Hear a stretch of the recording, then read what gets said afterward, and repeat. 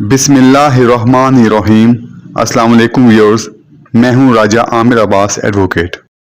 Viewers, already हम पिछली videos में सेक्शन 24 और सेक्शन 25 डिस्कस कर चुके हैं, जो कि डिसऑनेस्टली यानी कि बदयांती से मुतल्लिक है, और सेक्शन 25 फ्रॉडुलेंटली यानी कि फरेबकारी या धोखाधड़ी से मुतल्लिक है। आज की इस वीडियो में हम इन दोनों के दरमियान में जो फ़र्क है उसको डिस्कस करेंगे। पाकिस्तान पैनल कोड में फ्रॉडुलेंटली और डिसऑनेस्टली का जिक्र साइड बाय साइड किया गया है, जिससे ये वाज़ेह होता है कि इन दोनों सेक्शन के दरमियान एक इंतहाई क्लोज कनेक्शन मौजूद है।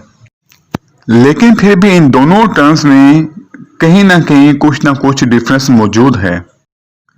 इन दोनों सेक्शंस के दरमियान डिफरेंस को समझने से पहले हम इन दोनों को एक मिसाल के जरिए समझते हैं। मिसाल के तौर पर ए और बी दो अशखास हैं। जो ए है वो दिन की रोशनी में और बी की मौजूदगी में उसकी ज़रीए ज़मीन पर मौजूद फसलों को तबाह करना शुरू कर देता है। यानी कि ए का जो ये अमल है वो बी की मौजूदगी में भी है और दिन की रोशनी में भी है। उसने कोई छुपके से ये काम नहीं किया, लेकिन ए के इस अमल से बी उसको मना नहीं कर पाता, क्योंकि ए बहुत ज्यादा ताकतवर है।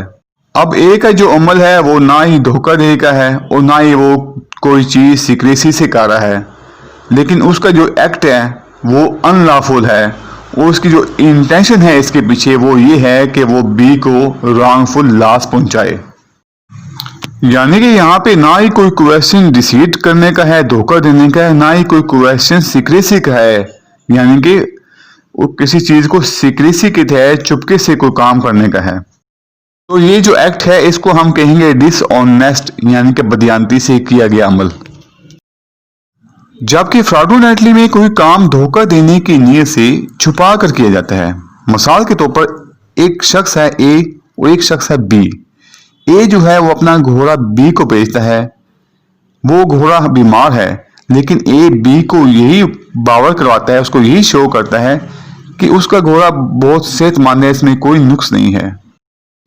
अब ए के ऐसे एक्ट को कहा जाएगा फ्रॉडुलेंट एक्ट। अब इन दोनों सेक्शंस के दरमियान हम फर्क को बयान करते हैं।